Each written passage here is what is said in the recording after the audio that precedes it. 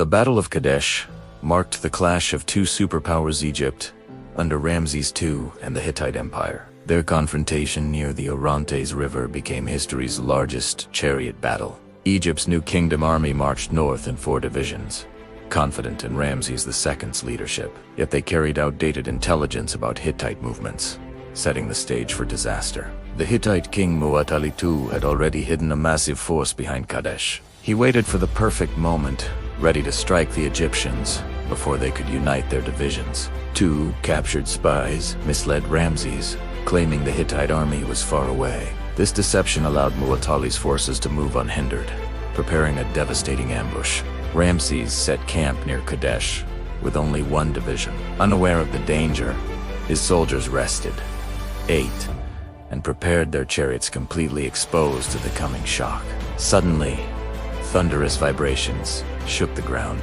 The Hittite chariot force, over 2,000 strong, charged across the plain, sending dust clouds spiraling into the sky. The Egyptian division was caught off guard. Chariots overturned, soldiers scattered, and supply wagons were smashed as panic spread through the unprepared ranks. Ramses II mounted his royal chariot, driving directly into the chaos. He rallied his surviving troops, determined to prevent a total collapse of the Egyptian army. With exceptional skill, Ramses maneuvered his lighter, faster chariot, circling the heavier Hittite vehicles and striking vulnerable points as his archers rained arrows. Reinforcements finally arrived from the Amaru allies, turning the tide. The Hittites' charge lost momentum, and their formations began to falter under renewed Egyptian resistance. The Hittite chariots attempted a second crushing wave, hoping to overwhelm the Egyptians before their full army could assemble near the Orontes River.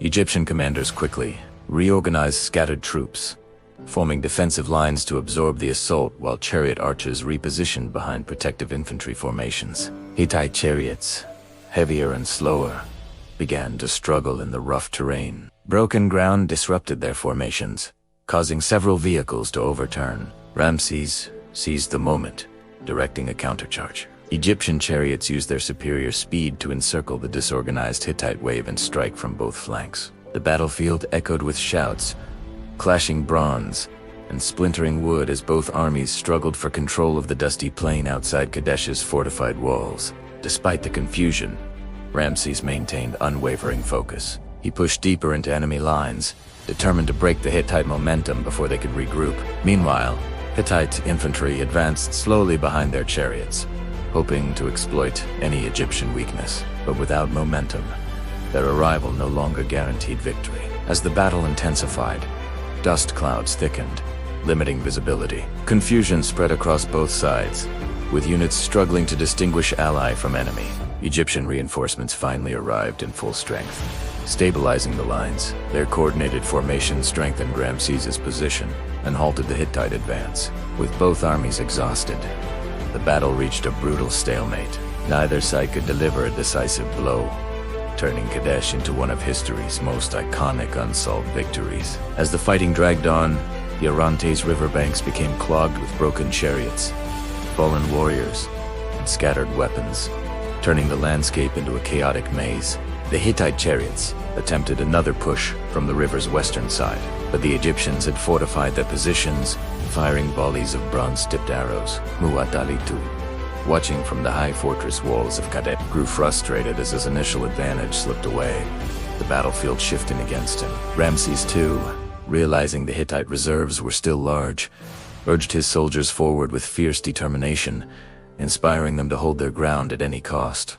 Egyptian charioteers executed fast, precise maneuvers, striking isolated Hittite groups before retreating, using mobility as their most powerful advantage in the open terrain. The Hittite chariots, built for power rather than agility, failed to match these movements. Their larger frames struggled to turn quickly on the rough ground. Egyptian infantry seized fallen Hittite weapons, reinforcing their lines with captured bronze spears and shields, turning the enemy's gear into vital resources.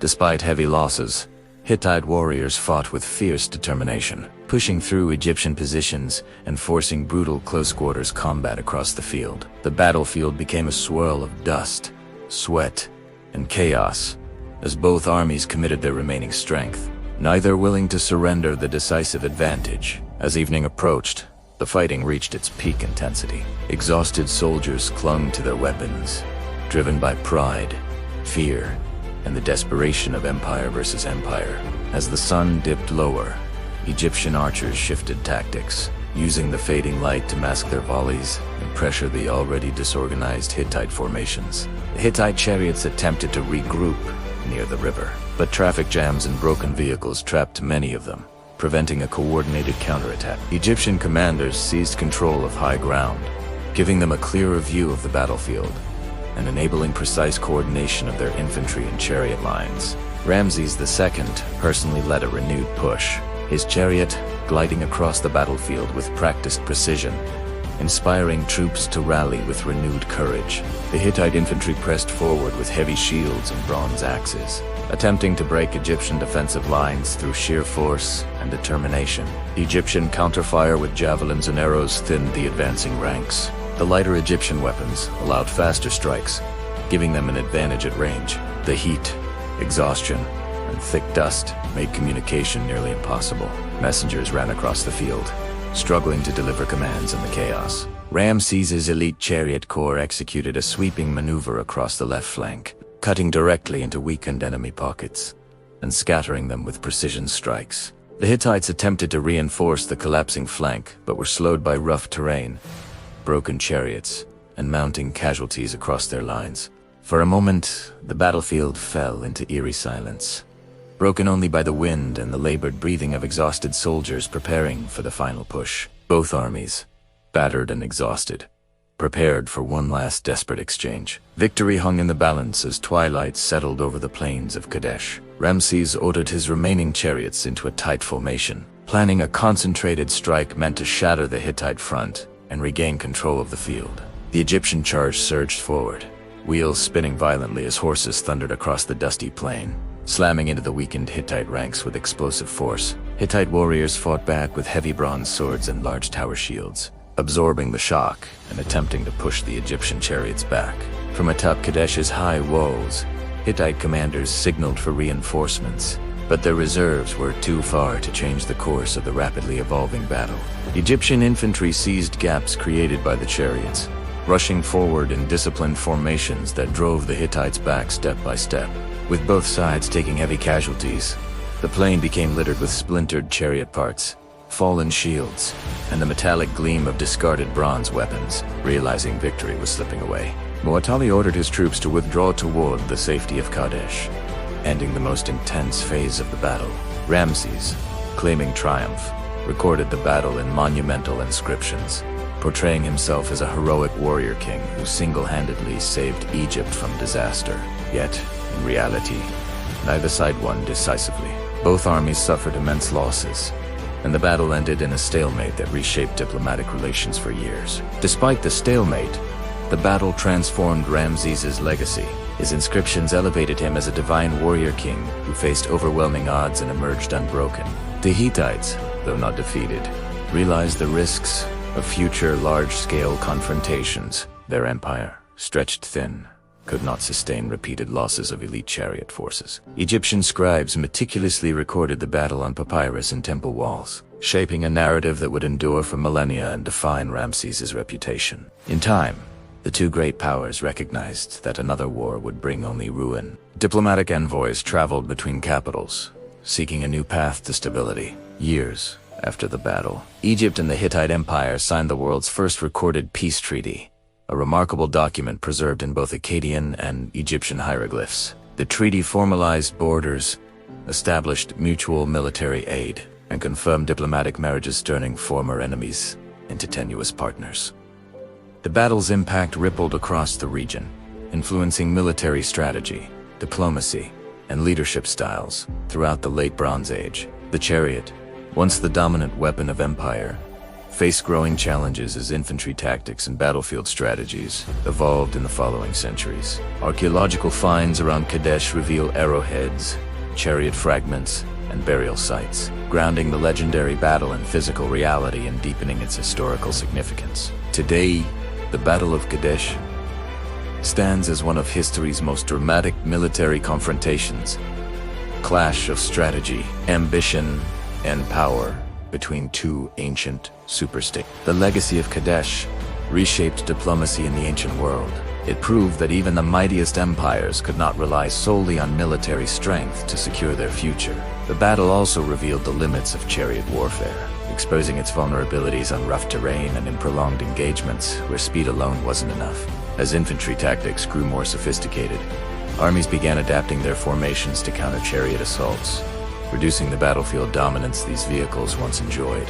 The psychological impact of Kadesh influenced future leaders, teaching them that perception and narrative could be as powerful as swords or chariots in shaping public memory. Across Egypt, murals depicted Ramses standing alone against thousands, an image that cemented his legend even if the lived reality was far more complex. The Hittites, meanwhile, emphasized their strategic resilience, portraying their withdrawal as a controlled decision rather than a collapse under Egyptian pressure. Kadesh became a lesson in the importance of logistics. Both armies suffered from strained supply lines, proving that victories depend as much on planning as on battlefield courage. The aftermath influenced countless military reforms, pushing both empires to refine their strategies, chariot construction, and training methods for future conflicts. For ordinary soldiers, the battle was remembered not in grand inscriptions but through scars, stories, and the memory of surviving one of history's most violent clashes.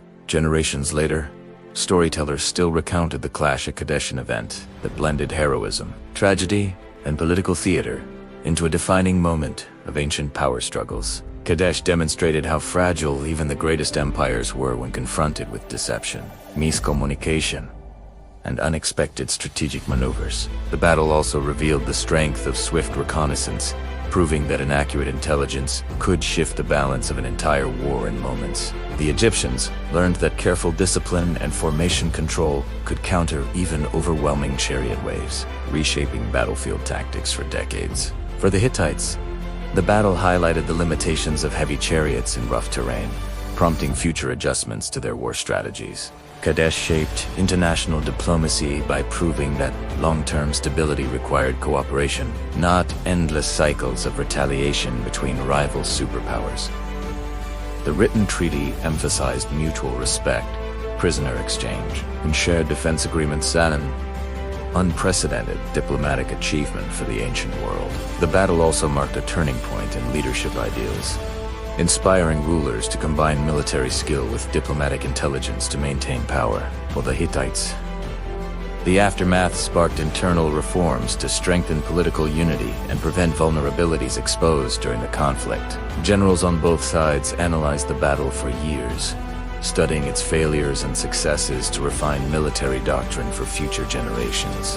The story of Kadesh passed through countless retellings, some glorified, some cautionary, yet all recognized it as a monumental clash shaping ancient history. As time passed, the memory of Kadesh became more symbolic than literal, evolving into a representation of courage, endurance, and imperial ambition. Egypt celebrated Kadesh as a triumph, filling temples with inscriptions that portrayed Ramses as the undisputed hero, defending his people with divine strength. The Hittites, meanwhile, preserved their own narrative, one of resilience, strategy, and survival against a great empire, framing the outcome as a controlled withdrawal. The battlefield itself changed over generations, its scars fading as new communities settled the land. Unaware of the titanic struggle once fought there, chariot warfare gradually diminished in effectiveness, but Kadesh ensured its place in military history as the ultimate demonstration of Bronze Age mobility and power. The peace treaty that followed became a milestone, influencing future civilizations to value negotiation and alliances over continual warfare. In both Egypt and Hatti, the treaty secured trade routes, stabilized borders, and paved the way for cultural exchanges that shaped the late Bronze Age world. Artifacts uncovered centuries later, arrowheads, chariot hubs, spear fragments, brought archaeologists with tangible proof of the immense battle described in ancient texts. The story of Kadesh continues to fascinate modern historians, revealing how myth, propaganda, and fact intertwine in the making of ancient history. Today, Kadesh is remembered not just as a battle, but as a turning point where diplomacy, strategy, and leadership shape the future more than brute force alone. The Legacy of Kadesh reveals how fragile power can be when ambition outpaces preparation, turning even mighty empires into vulnerable targets. Ramses and Muwatalli both claimed victory. Yet deep down, each knew the battle exposed weaknesses that would reshape their military strategies forever. The lessons of Kadesh influenced generations of commanders who realized that information, terrain, and discipline could outweigh sheer numbers. Both empires survived the clash, but neither emerged stronger. The battle drained resources, weakened armies, and highlighted the dangers of prolonged regional conflict. In the decades that followed, climate shifts and political tensions strained both kingdoms, making their historic peace treaty even more vital for stability. Archaeological excavations continue to uncover new evidence: bronze arrowheads, chariot axle fragments. Fortress remains slowly reconstructing the true nature of the battle. Kadesh endures as a pivotal moment when two of history's greatest civilizations collided in a clash of ambition, power, resilience, and survival. Its story reminds us that even in times of chaos, diplomacy can emerge from devastation, forging paths toward peace that echo across thousands of years.